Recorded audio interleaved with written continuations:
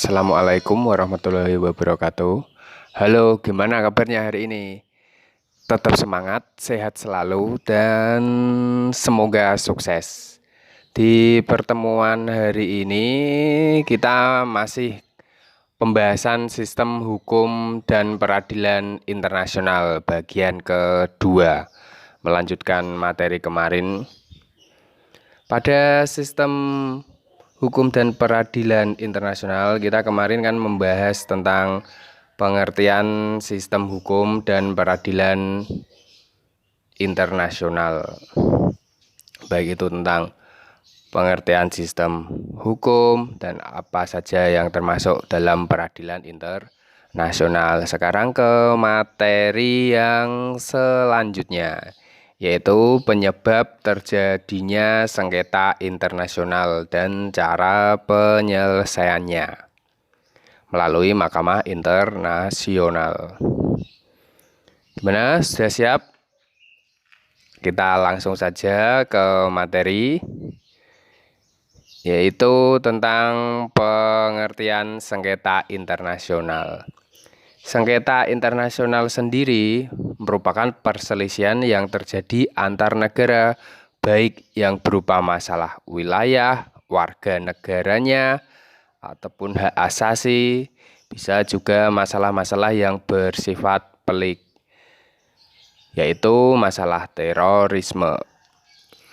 Dalam mengatasi perselisihan atau sengketa antar bangsa, keberadaan hukum internasional dapat berperan untuk mengatur batas-batas negara. Jadi dalam mengatasi masalah atau sengketa internasional itu biasanya menggunakan jalur Mahkamah Internasional jika memang masalahnya sudah masalah pelik atau masalah terorisme atau menyangkut masalah yang harus diselesaikan melalui jalur hukum. Untuk cara penyelesaiannya sendiri, saat terjadi sengketa internasional itu ada beberapa cara dalam penyelesaian sengketa internasional, yaitu ada penyelesaian sengketa secara damai ataupun penyelesaian sengketa secara kekerasan atau dipaksakan. Dari penyelesaian secara damai dapat dibedakan menjadi penyelesaian di luar pengadilan atau penyelesaian melalui pengadilan. Itu cara penyelesaian jika terjadi sengketa internasional. Nah, dalam penyelesaian sengketa secara damai yang dilakukan di luar pengadilan itu ada yang namanya arbitrase, penyelesaian yudisial, jasa-jasa baik, atau mediasi, bisa juga negosiasi. Kalau arbitrase sendiri merupakan penyelesaian sengketa secara damai. Proses ini dilakukan dengan cara menyerahkan penyelesaian sengketa kepada orang-orang tertentu atau orang-orangnya itu disebut arbitrator. Itu orang-orang yang dipilih oleh pihak-pihak yang bersengketa. Kalau penyelesaian secara yudisial yaitu melalui pengadilan internasional yang dibentuk sebagai mestinya dengan melakukan kaidah-kaidah hukum. Penyelesaian melalui jasa-jasa baik atau mediasi merupakan penyelesaian sengketa internasional di mana negara ketiga yang bersahabat dengan para pihak yang bersengketa membantu penyelesaian sengketa secara damai.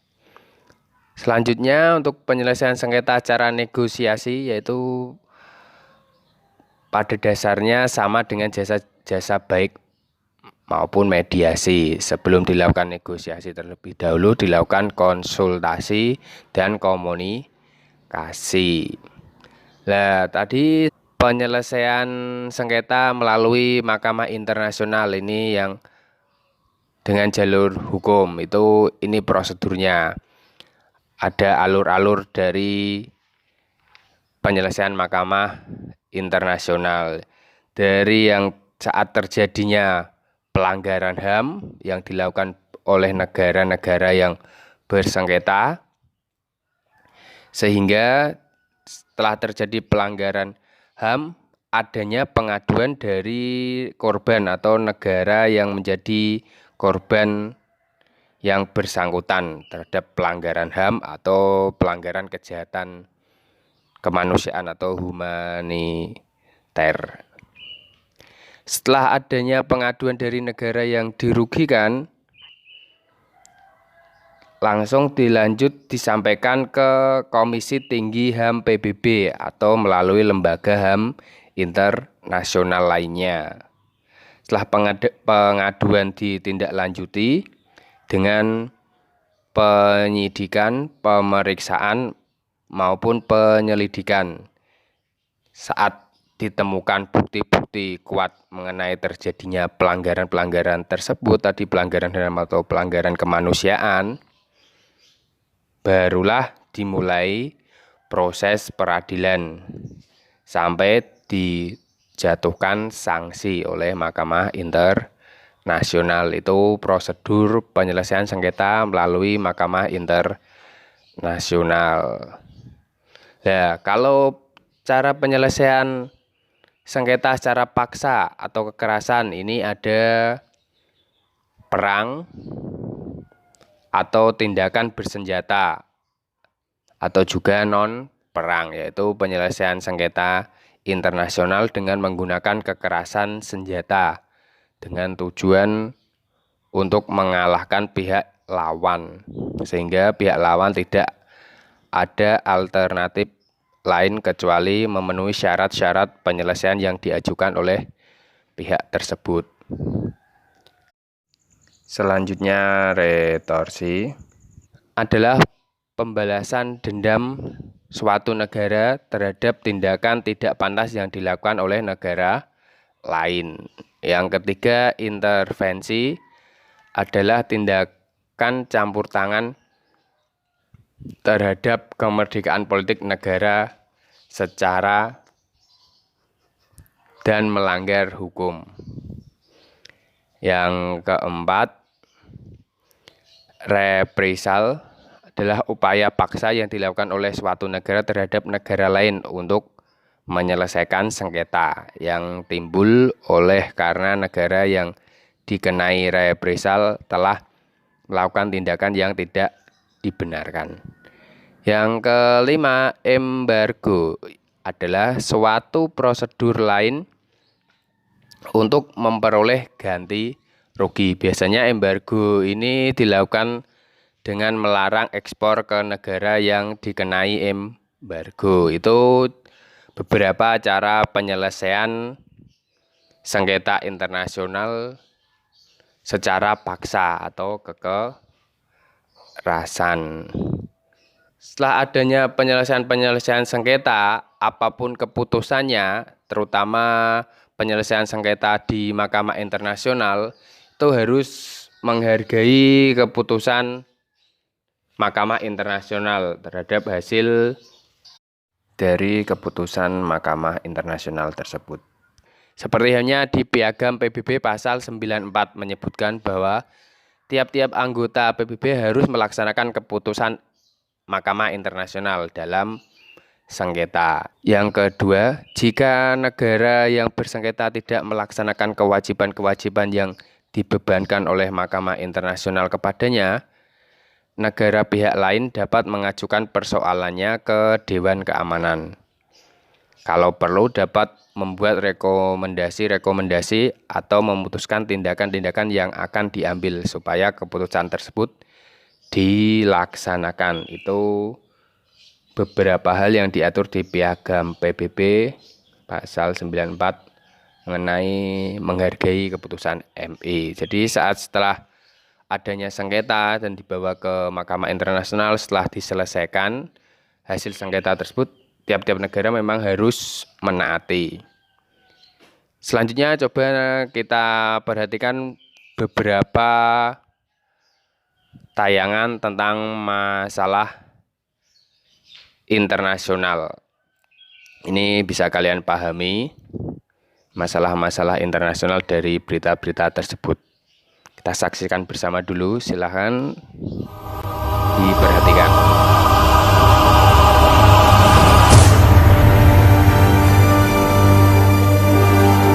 Kapal perusak Angkatan Laut Amerika Serikat USS Lesson kemarin melaut ke sebuah pulau buatan yang dibangun Tiongkok atau berjarak 12 mil dari Laut Cina Selatan. Kapal perang Amerika tersebut melakukan patroli selama beberapa jam di dua pulau buatan dekat Kepulauan Spratly. Peluncuran kapal perang tersebut membuktikan bahwa secara terang-terangan Washington menolak atas klaim Tiongkok di kawasan sengketa tersebut.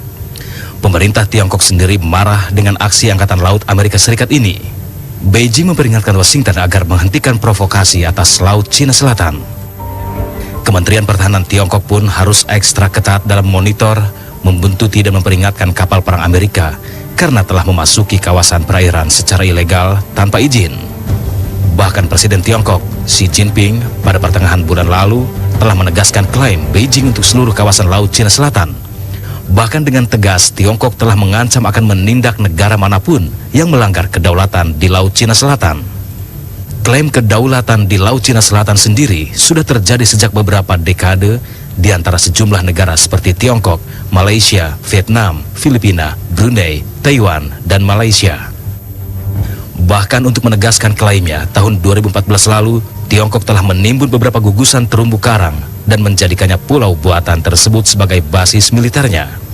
Namun Vietnam menyanggah klaim Tiongkok dengan mengatakan Beijing tidak pernah mengklaim kedaulatan atas kepulauan di laut tersebut hingga tahun 1940-an.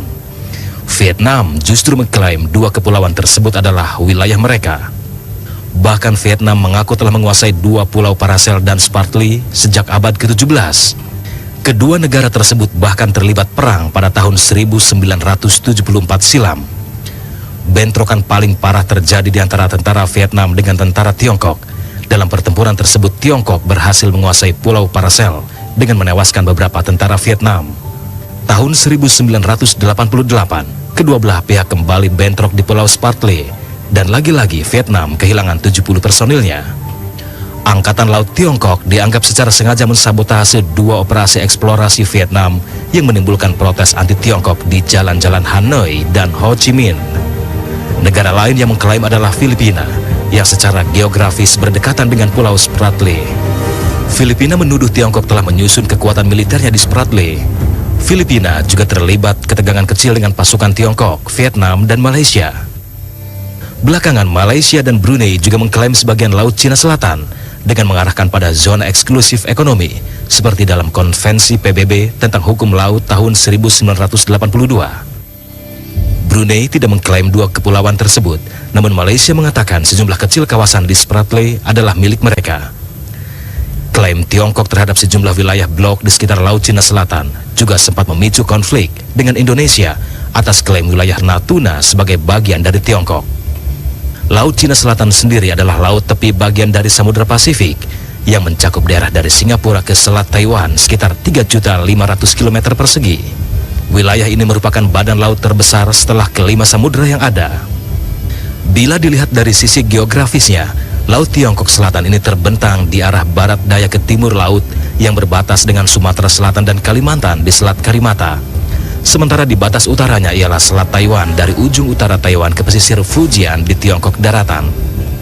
Dalam bentangnya, Laut Cina Selatan ini mengandung cadangan mineral berharga antara lain minyak dan gas bumi. Berdasarkan data dari Energi Amerika Serikat, EIA, di bentangan Laut Cina Selatan terdapat cadangan minyak sebesar 213 barel atau 10 kali lipat dari cadangan minyak milik Amerika Serikat. Cadangan terbesar adalah gas alam, perkiraan sekitar 900 triliun kaki kubik, sama dengan cadangan gas alam yang dimiliki Qatar. Selain kandungan mineral berharga, Laut Cina Selatan juga merupakan rute utama perkapalan dan sumber pencarian ikan bagi kehidupan ribuan orang yang tinggal di wilayah tersebut. Belum tahu sampai kapan ketegangan di Laut Cina Selatan ini akan berakhir, mengingat banyaknya negara yang mengklaim dan merasa berhak atas wilayah tersebut. Termasuk diantaranya negara adidaya Amerika yang secara geografis tidak bersinggungan dengan Laut Cina Selatan, justru ikut menjadi provokator atas penolakan klaim Laut Cina Selatan oleh Tiongkok. Kondisi tersebut diperparah dengan perilaku Tiongkok yang selama bertahun-tahun cenderung mengadakan pertemuan tertutup dengan pemimpin negara lain yang juga mengklaim kepemilikan kawasan ini. Sejumlah pengamat internasional mengkhawatirkan perbuatan Laut Cina Selatan selama berabad-abad tahun lalu hingga kini akan memicu terjadinya perang yang berdampak sangat global bagi sejumlah negara, bahkan antara blok beberapa negara.